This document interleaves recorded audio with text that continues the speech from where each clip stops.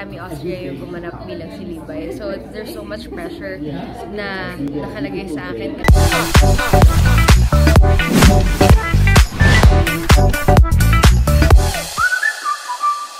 First of all, I'm very honored to play the role of young Libay.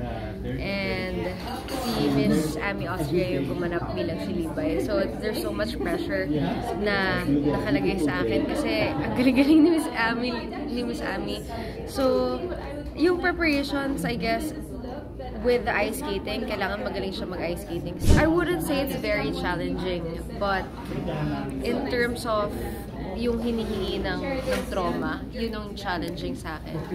Yung story ni Libay kasi makulay siya eh.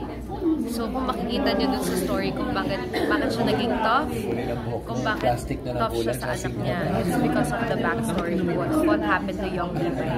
And it's an honor to play that role na pinakita. Sana nabigyan ng justice yung character ni young Libay kung bakit siya naging ganun. Kasi ang dami niyang pinagdaanan ng bata siya. Abangan niyo pa ang madaming lessons na ibibigay ni young Libay at ang mga surprises kung bakit nagkakaganon si Libay ngayon.